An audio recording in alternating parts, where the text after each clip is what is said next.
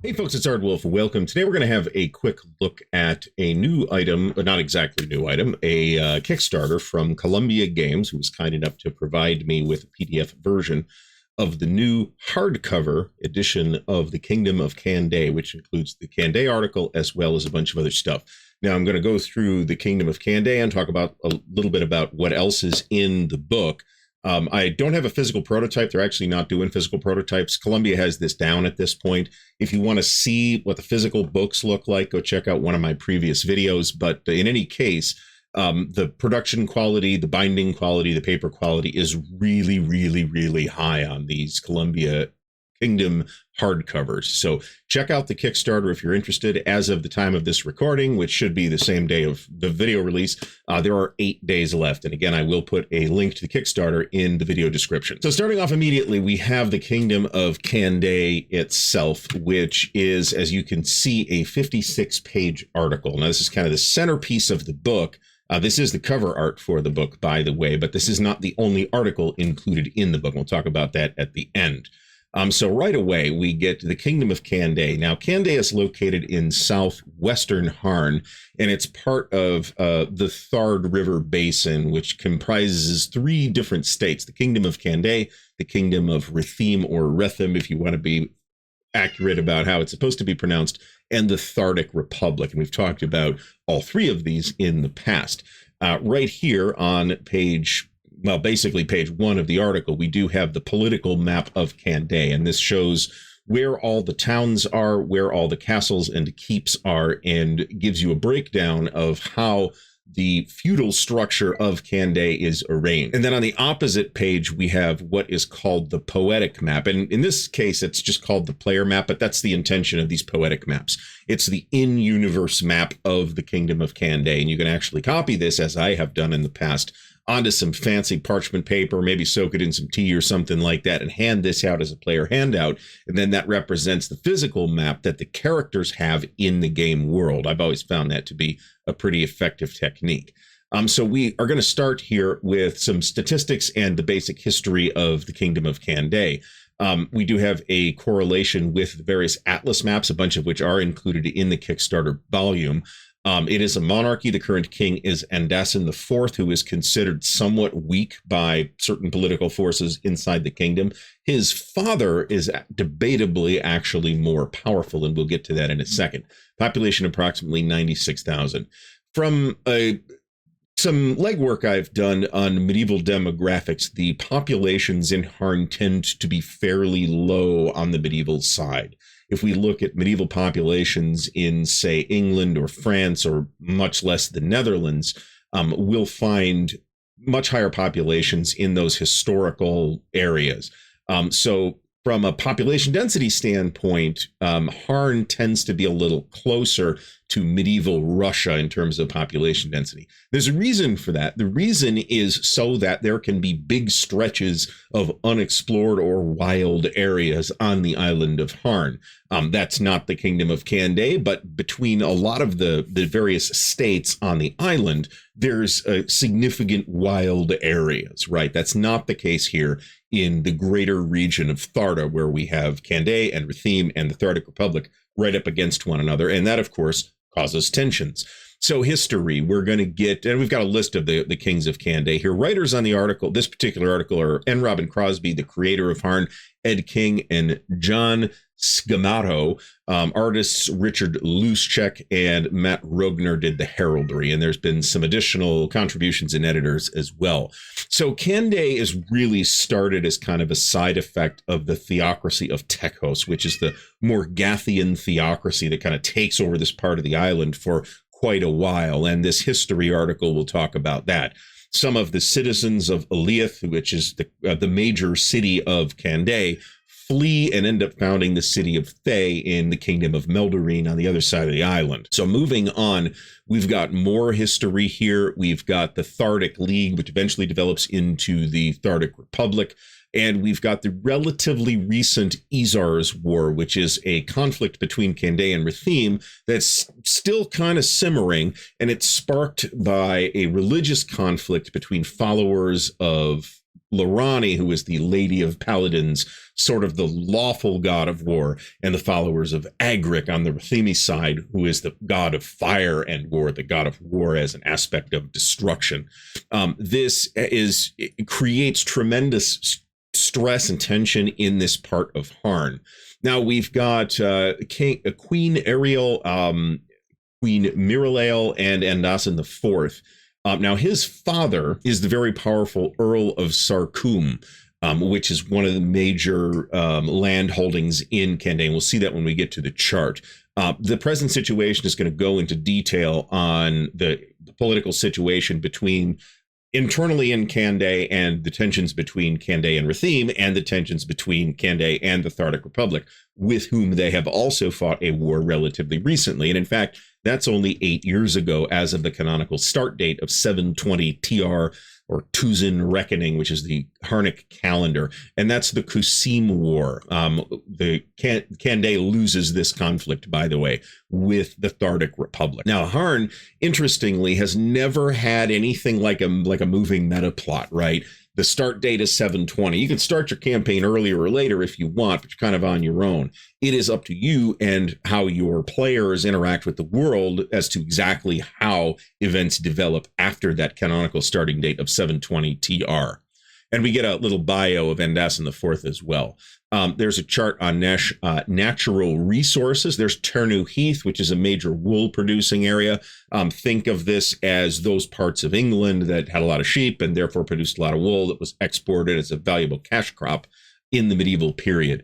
Here's our economic data, and these are various different commodities that are found in Kanday. I've always found this kind of detail. Some people find it superfluous. I've always found it useful and interesting because this will give me like background information. Okay, your caravan guards. Well, what's the caravan carrying? Well, this will tell you, right? So, for example, a caravan from Dirissa, which is carrying sheep or wool, as the case may be. So it's kind of a shepherd's caravan, might be traveling to Heroth, where they need this commodity, for example. There's a little article about markets and fairs in Kanday. Religion, the dominant deities of Kanday are, for the nobility, the worship of Lorani, the Lady of Paladins, and for the peasantry, it is the worship of Peony, who is kind of this hearth goddess, mother goddess, healing goddess type of deity. There are other churches active in Kanday, including Save Knor, who is the god of knowledge and secrets. This is kind of fills a niche for like intellectuals and scholars and stuff like that. But the churches of Agric, Morgath, and Nave are proscribed, punishable by death upon finding. Worship, as it says here, worship of Ilver and Sarayeen is discouraged, but there's probably not a lot of them floating around. Although there's kind of room across Harn for little Ilviran cults and stuff to take place, because the Ilvirans are kind of weird. Kandayan food, drink, and music. Interesting article here. Here is the heraldry. Now, this heraldry was one of the huge selling points back in the 80s of the Harnic setting, is that you got the heraldry for all these different noble houses. In addition to that, you've got the herald's information on all of these here, which include the actual heraldic blazon, the crests and where it's registered and all that. House Irian here is registered with the Violet Mantle, which is a herald's college, and that was registered in 701. Or at least it was last updated in 701. Here we have the genealogy of the royal house of Kanday, and we can see Andasan I, second, third, Queen Ariel, and then Andasan IV, the current king. We also have a breakdown of the royal government, who's who there. We have the seneschals. It gives you the actual names of the individuals as in addition to their salaries, which I guess could be potentially useful if, for example, a player character might become the king's master of the hunt, for example. It's 120 D is the salary. The D is the Harnic penny. It's a silver coin that represents the most common currency on the island. There are gold coins. They are pretty rare and only issued by the dwarves, or Kuzdol. Different branches of the government. Here are the different shires. So shires are kind of an administrative districts within the kingdom that don't necessarily overlap with the holdings of the nobility, and the king's representative who's in charge of governing a shire is the Shire Reeve, which is where we get our word sheriff. And shires are themselves divided into hundreds, and we get a big article on the various forested hundreds of Kanday as well here. Here are the military resources of the kingdom. These are the various holders of the various estates, and we've got a list of manors and like a permanent guard companies that are there as guards or garrison troops. Here's the sub-infeudation chart, which kind of shows the royal domain and then the different feudal domains that are subordinate to it, including the chartered free town of Ardwulf.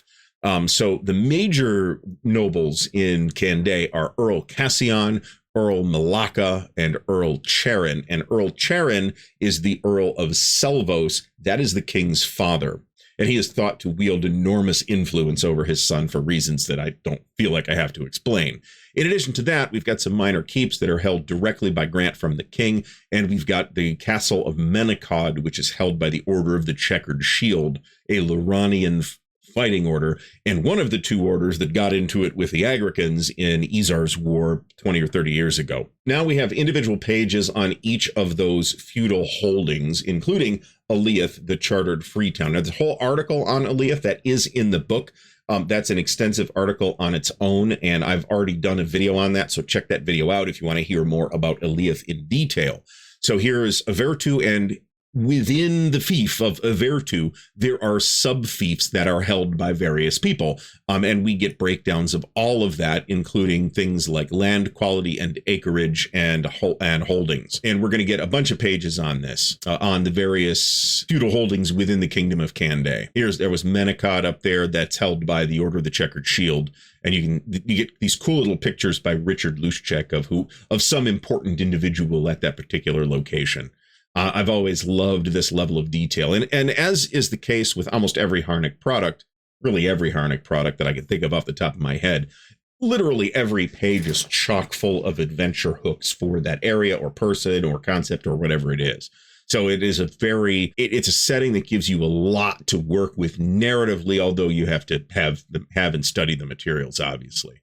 Now, after the holdings, we're going to talk about the church estates. And in Kanday, that's the Church of Lurani. I think there's some holdings by the Peonian Church as well, but we get some details on some monastery holdings as well.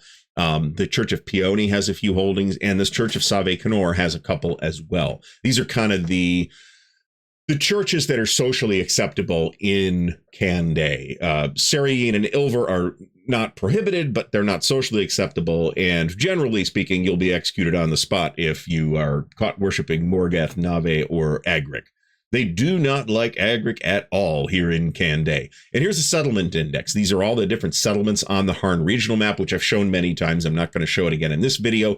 Go check out some of my previous Harn videos if you want to see more about that. Now, we're not going to go through the Ardwulf article because I've already done that in a separate video. So again, go check that out. But this is the fairly big chartered free town that is located in the Kingdom of Kanday. And there's all kinds of interesting things going on here as well, and tons of interesting history. I did want to show you that this is a 24-page article also included in the hardcover. So there's a lot of additional material in here. In addition, you also get articles on Dirissa, which is the king's seat and is the functional capital of the Kingdom of Kanday. You also get articles on Menacod, again, held by the Checkered Shield, and Sarkum, held by the king's father.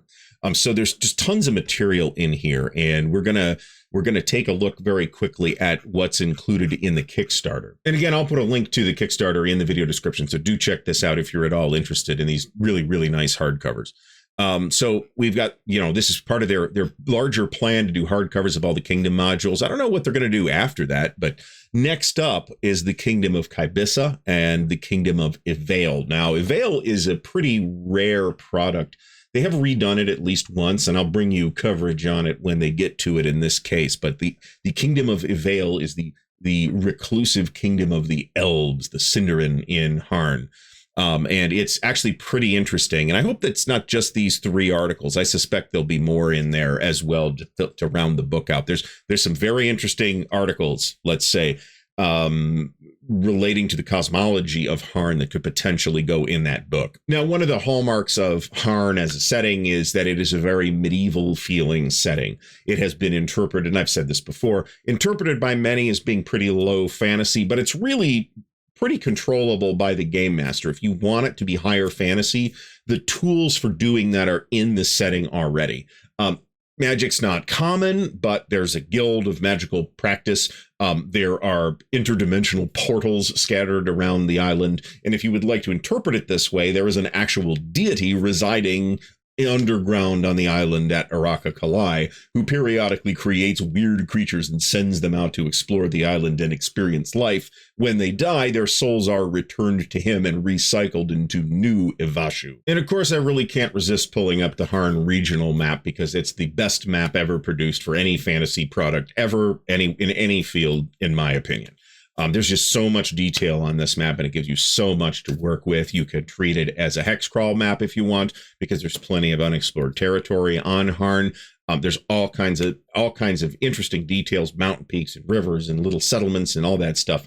Combining this with the lower scale and more detailed Atlas maps gives you even more to work with, because that shows you the locations of literally every single settlement on the island, regardless of how podunk it is.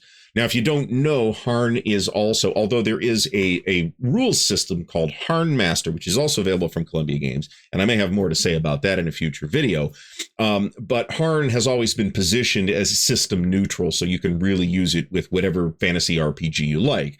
It has very frequently been used with D&D. It is called 5th edition ready, according to the Kickstarter. I personally have run Harn Master, but I've also used Harn to run Rollmaster. And I have often thought, although I've never actually completed the project, that it would be an ideal non-Glorantha setting for RuneQuest. I think it matches up very well with RuneQuest, especially when you start getting into the barbarian magic and stuff like that. So folks, do check out the Kickstarter on this if you're at all interested in this amazing fantasy setting that I highly recommend to basically everybody who will listen. I've done quite a few Harn videos, so if you want to learn more about the setting, do check out some of those. And there is a playlist as well, which if I remember, I will put a card up in the corner to point you to that playlist. But thanks for watching. Massive thanks to the patrons of Ardwulf's Lair, whose support and encouragement make what we do at Ardwulf's Lair possible. Thank you, patrons. Links to help support the channel are in the video description, so check out the Patreon, the Ko-Fi, and the merch store, where you can get snazzy Ardwulf's Lair t-shirts, drinking vessels, and other cool swag. There is also an affiliate link for Noble Knight Games in the video description. If you buy stuff through that affiliate link, it helps to support the channel with Noble Knight store credit. Thank you, Noble Knight. Until next time, thanks for watching, and happy gaming.